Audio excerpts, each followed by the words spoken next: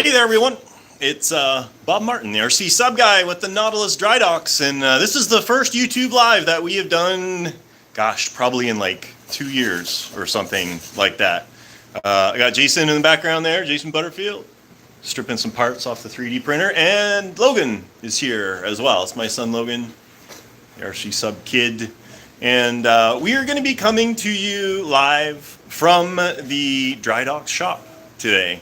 I'm going to do something a little different than we typically do. Usually when I did it was like in the evenings and it was just kind of me sitting in front of a computer. But I wanted to show you shop day and see what we do here, get your feedback, opinions, and comments and suggestions, and talk subs. So we want to start things out with like a little tour of what we got going on. We're printing a big 70-second scale Virginia class that's going to be going to a customer here right away. That one just finished. They're going to be printing more parts on there. We got 2 resin printers going right now.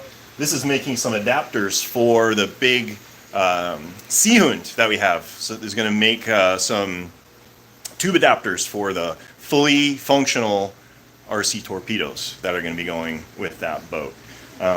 Here's those parts for that 70-second Virginia. You can see these are pretty sizable. That's going to be a big boat, a nice big boat. You're going to see a little bit of that a little later on. Jason's going to be working on installing some bulkheads in there for me. That is a 96th Oscar, Scale Ships Oscar, that we're going to be playing around with. I just wanted to show you this one because I'm super surprised that nobody's jumped on this. This is a little Romeo class, 96 scale Romeo that Terry built from Australia. This will be sold completely ready to run. Nobody seems to be interested in it. I don't know why, because it is like the coolest thing ever. I'll just like strip the guts out and put it on my desk. That would be a good plan. All right, back into the shop, because this is a work day. We're completely planning on continuing to work here while we talk to you guys. Let me switch my camera around. Oh, that didn't work. There we go. So this is what we've got on here. We got tons of you guys asking about Logan's Millennium Falcon. And we decided today we are going to mess about with it. I'll show you where we're at here right now. So, yeah. We got a watertight box in here with some 2 servos because we want differential pitch on the back here because we want to do barrel rolls with this thing. So we got 2 servos, a receiver, 2 waterproof brushless electronic speed controllers, and this is what we had come up with for propulsion module. Looks super cool, but it doesn't work or spit. Nothing. That's why it's all broken out here, because we're in the process of removing it. Nothing got pushed through here, out the tube, and out the back. And I'm not a hydrodynamic engineer. I couldn't tell you why that doesn't work. Water's intake is from the front. It's got plenty of flow. But all it did was push water around out here, and nothing, like absolutely nothing, came out the back. So if anybody knows why that is, I'd be super interested. This is our backup plan. You want to kind of hold the motor where we think we're going to be ending up kind of mounting it. So we're just going to mount it basically like that. And it's going to be open, pulling water from the inside of the boat and pushing it straight out the back. Because we know that's going to work. Hopefully. We thought the other ones were going to work too. And it'll go past these strakes on the inside, and if you look at it from the top, these are actually angled inwards, and it's going to provide a little bit of turning moment when this spins. And the idea is we're going to use differential thrust to spin the boat. So that's the overarching idea. I saw someone ask if the motor was running in reverse. No, we ran it in both directions.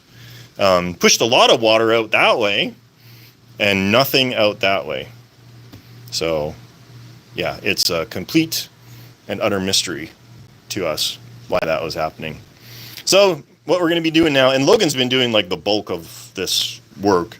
We're going to be making brackets to mount this in here, and once we get that all set up, we're going to bring it back into the test tank and see if it pushes water out these holes, and then we're going to mount dye planes behind, clear acrylic dye planes that will direct the thrust vertically to create the pitch control and let us do the rolls, the barrel rolls. And we got all sorts of LED lights and all sorts of cool things on there, but first we got to get this thing functional. So yeah, that's what we got going on there. Of course, we got the big Vallejo in the background here. Brand new guns. These were originally made out of metal, and it was very top heavy, to say the least. It was like 2 pounds of guns sitting really high up on the deck, which made it really unstable, not cool at all. So these are all brand new, 3D printed in plastic, mounted, working. Everything is good there. Basically, I think, if I remember correctly, we're good to go for trimming this thing now, I think, aren't we? I think so, yeah. So we added a bunch of weight in the keel. We got some big nuggets of lead right here. And we added more in the bottom here, a big, well, you can't really see it through here. It's kind of dirty. But a big block of weight underneath there. We also moved the battery down. I got to put some brackets in here to hold it centralized. And then a whole bunch of weight underneath in the keel up here as well. I'm just reading here. Terry's given us some feedback about the let me see here. The prop is not far enough into the shroud. There is resistance from the outlet, but having the prop at the mouth causes the water to take. If there's too much space between the prop tips and the duct, you get cavitation, no thrust. They're actually super tight. The tips of the props are almost flush with the and actually they were so flush that it was rubbing at one point until we spooled it up and it chewed into the ring there. But yeah. So you could be right. This is inset. So the back of the prop is basically flush with the edge here. So we could certainly have moved it in, but I think this is going to be a simpler solution. It just won't be as directed, I think. But we don't know until we try. It's all we can do, right? So yeah, that was the Vallejo. Hopefully next week we'll be testing that in the top secret test facility.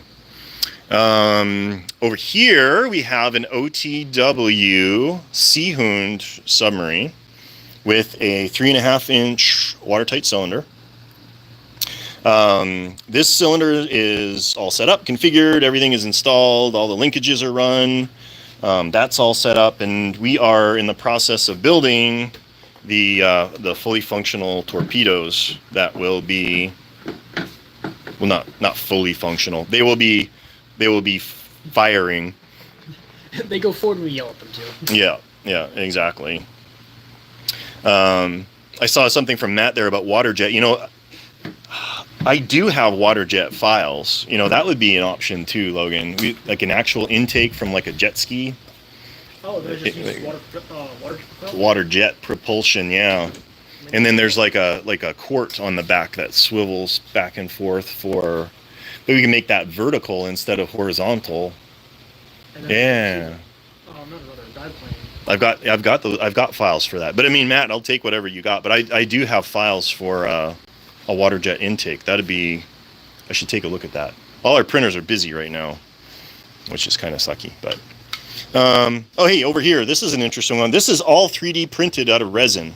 For any of you guys who are into 3D printing, this was done on my M3 Max. So the sections are about 13 inches long. This is going to be a French Arethusa class submarine.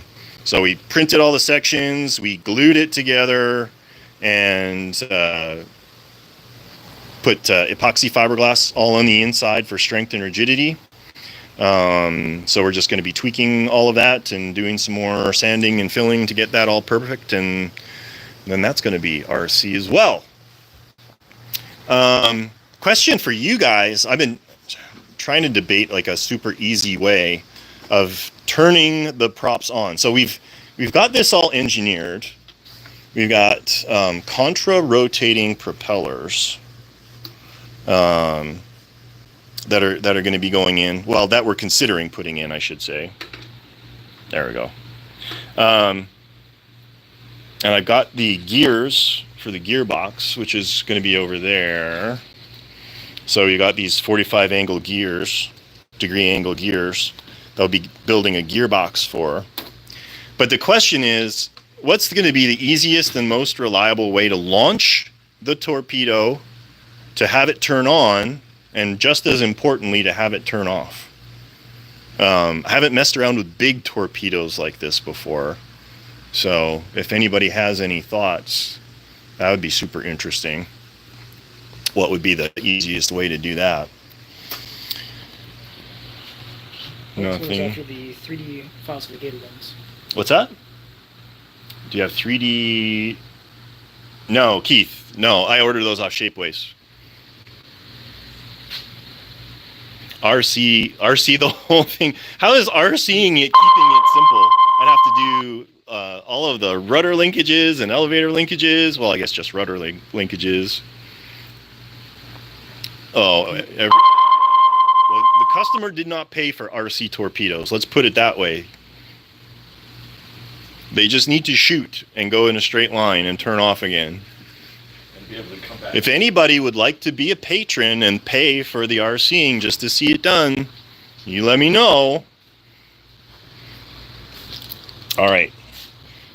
These are the pieces, if anybody's interested, how these torpedoes come from OTW. They come in two halves, and you glue them together.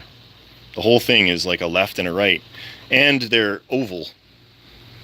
I don't know if you can see that. It's like egg-shaped. So I'm making those adapters that'll hopefully straighten things out, and then we're using the PVC pipe back there for the bodies. Now I got people texting me while I'm trying to do a live stream. All right, and then this is Oscar that you guys saw. Jason's already brought it up. And these actually worked. I think they worked. Yeah. Are these glued in already, or are they just sitting in No, I place? just pressed them on there. So this was originally set up for a 3.5-inch cylinder, and this is our 3-inch 300 series sub driver right here, with I think it's a 10-inch 3 3/4-inch diameter tank. And so we had to make an adapter. So I made a little spacer that goes in there, and it's hinged. So one bolt will hold this down, and to get it out, you just flip it up. I think that'll work. I got the bolt sitting on my desk. So yeah, hopefully that'll work good. Just use brass pin just for proof of concept. Yeah. Well, that's exactly how I designed it. So we'll make it longer. Just use a couple wheel collars to hold it in place. Flip it up and flip it back. Yeah, that'll work. Like this guy. Yeah, that's our linkage tower for the linkages in the back there. Super cool. I love the stern on this boat. For anybody not familiar, you see it's got 3 rudders, 1 on the top and 2 on the bottom.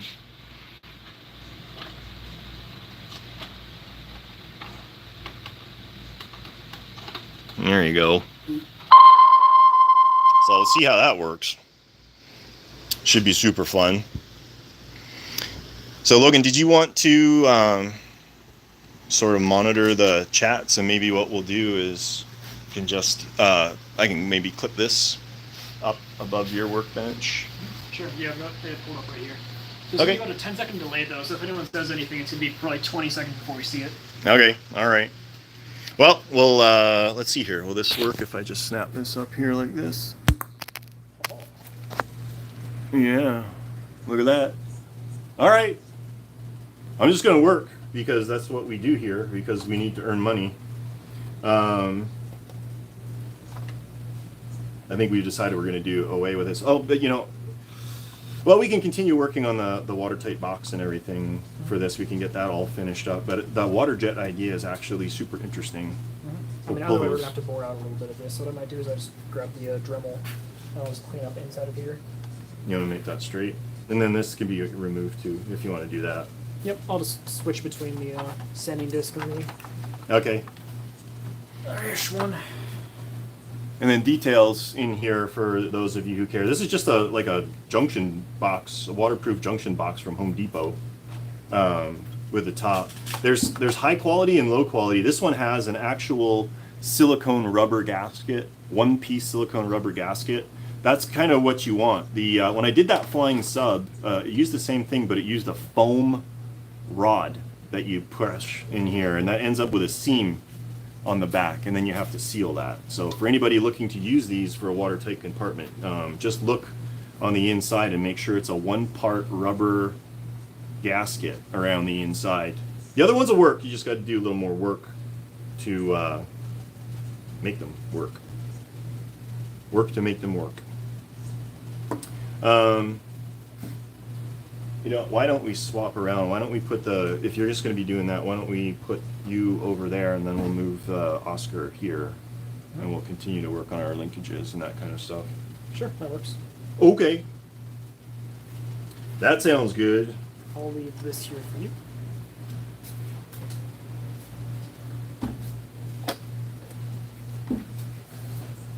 Garbage, garbage, clean, clean.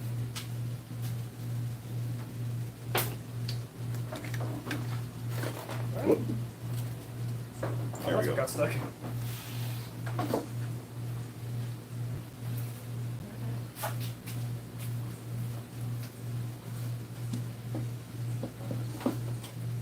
This one yours? Yes. This is a nice big boat. I love it.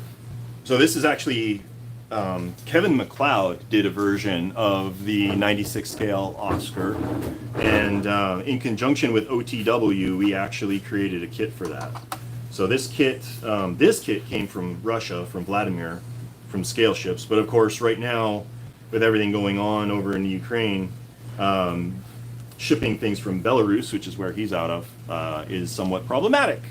So his Lada, Akula, and Oscar kits are not available right now. So if you want an Oscar, this would be probably the way to go. So we can probably just go ahead and glue these down.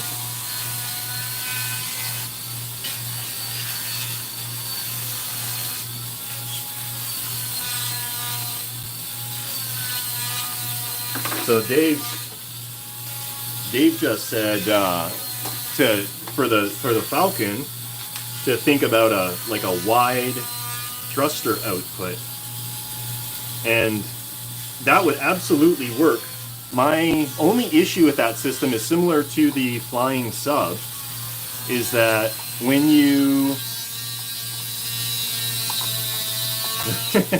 we'll let Logan grind for a minute. Hold on. You can keep going, that's fine. We got stuff to do.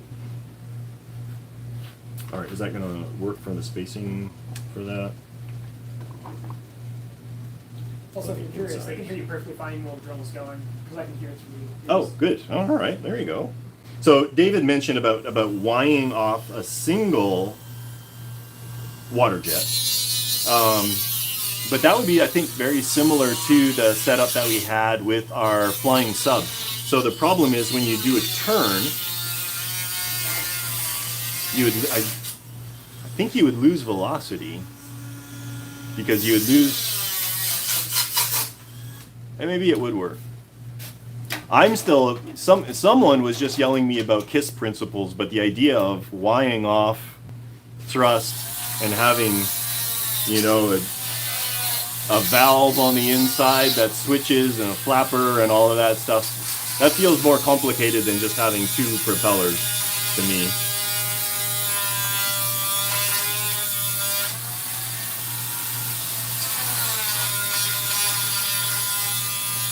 All right, you got that? So let's glue this down first. inside. Okay.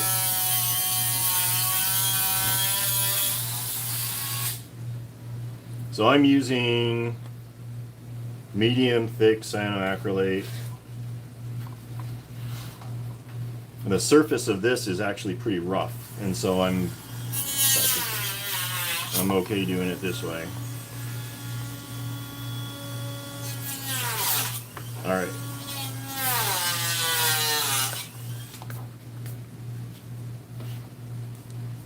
Whoa. That smells fantastic. Transmitter, mix yaw and pitch to avoid healing in a turn. The FS1 really didn't heal. It was pretty tame, all things considered. Unless there was something that you're talking about that I was missing while I was driving it. But it was pretty level. And I think the reason for that is because it was so slow. I've got 2 more builds for a flying sub rigged up right now. One of them, actually, well, both are going to be exactly the same, but we're going to switch from using a pump to a pair of brushless water jets, just like what we were talking about for the Falcon. And then once that's all done and worked out, I want to put together like a starter kit for anybody that wants to, or a conversion kit for anybody that wants to convert their Mobius kit to RC.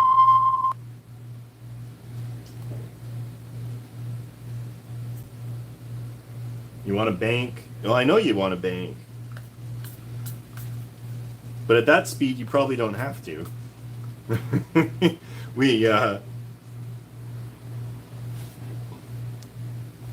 I am not familiar enough, I guess, with airplanes to mix,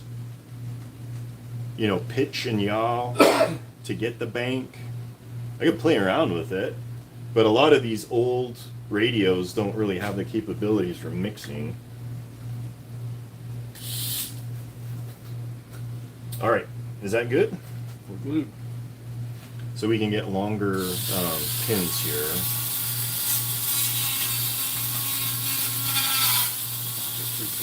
That's 330 seconds will work. I made them for 8, but obviously, when you 3D print things, I find there's about a half of a mil tolerance issue that we typically run into.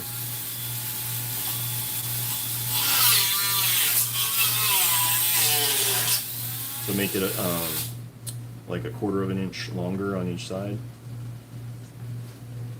And then we get some 330-second wheel collars.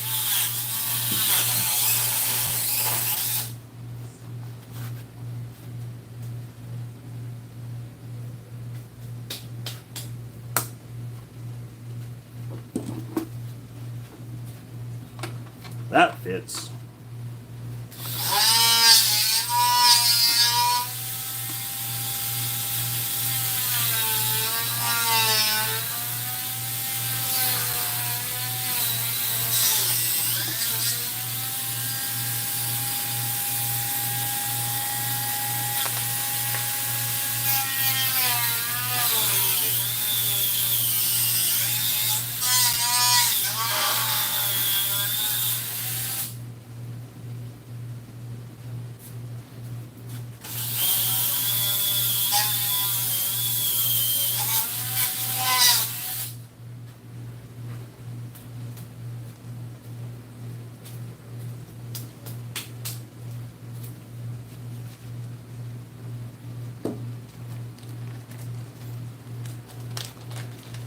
Yeah, 1/4 turn. Right, you just got a note there from Scott about using 1/4 turn bolts instead of like normal bolts.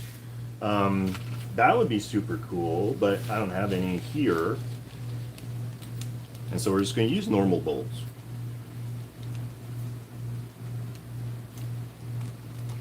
I can take. I'll take a look for some though. That'd be a good idea. You got to make sure we find them either in plastic or stainless though, which can sometimes be problematic.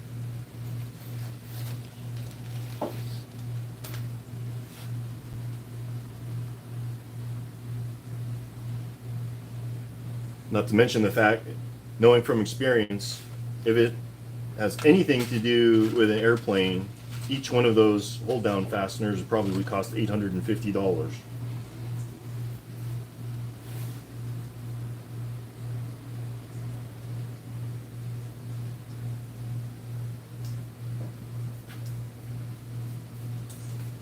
Should you didn't put the nut? We didn't put the nut on. I have little recesses inside for the nuts. All right, there we go. All right. Logan got our. It's still goopy. Our motor out. It's too bad.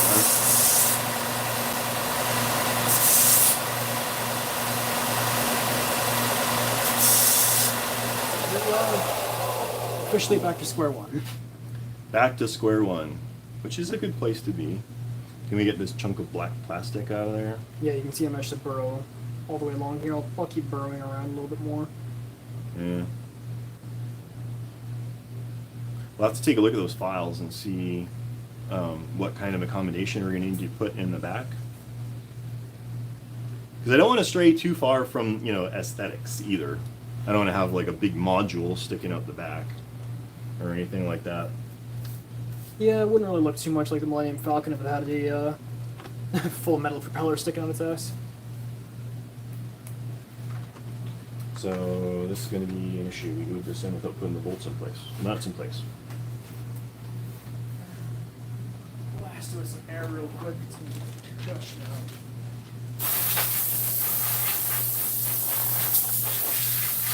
Dang it, so busy talking to you yahoos.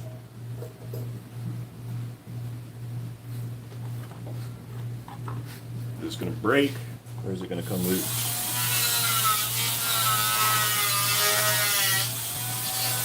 I think we can put this on the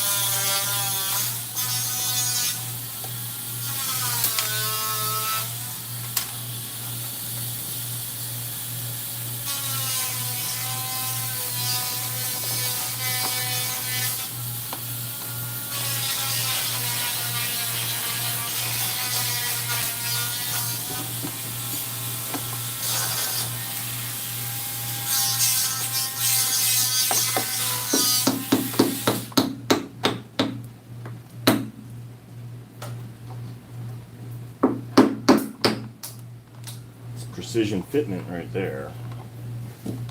But, you know, before we get too excited about this,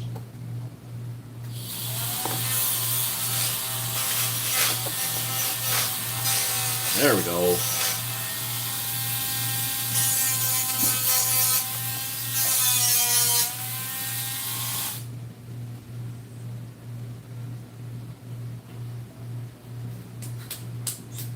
Yes.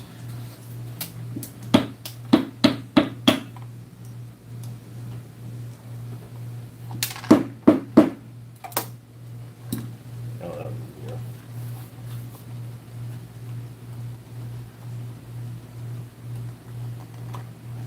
Probably got the back of my head on the camera. No. You're all good. You can also see your camera's perspective of my phone. Yeah, it's weird. There's a delay. Well, it's a pre-built delay as well. We can also manually extend this, but that's got its own reasoning for its existence. Okay.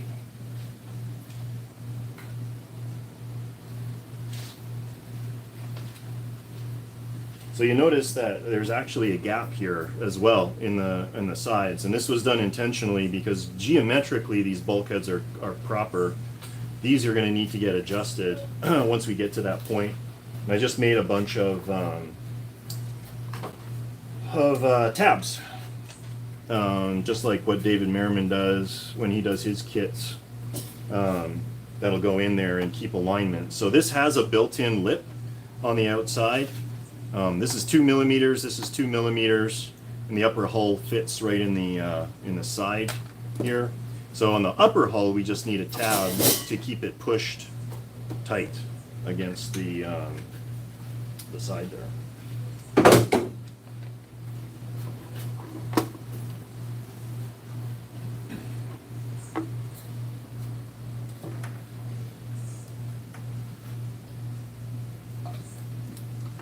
So the nice thing about this setup is that the cylinder can't go up, it can't go forward, and it can't go back. So it's completely locked down. The only thing it could do is twist, But because this is a dual motor cylinder, there's no rotational torque applied to the cylinder, so there should not be much reason for it to spin in there. Not that it would, because it's going to be clamped down.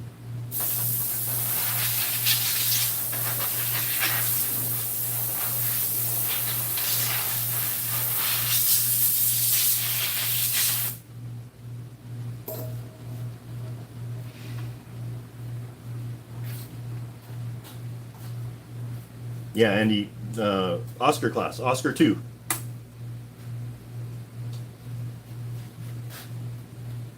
There we go. Now we just need to check our length here. Looks like we need to buck off like 1/16 of an inch off this bolt. So we can go do that.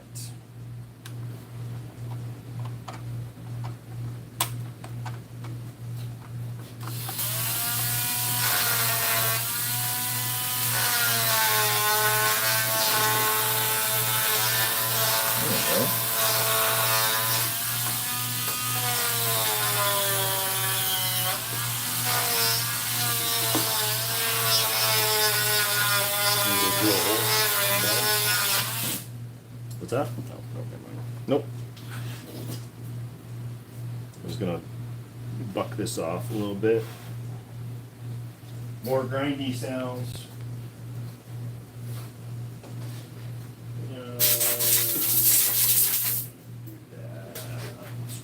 So we go old school. You guys can't see it, but everybody here is wearing proper PPE. Logan is, for sure. Don't forget them. Very important. But don't wear gloves, because that's not in well. Actually, that's like public service announcement. You know, and I'm gonna flip this out just because this is important. I can't get it off.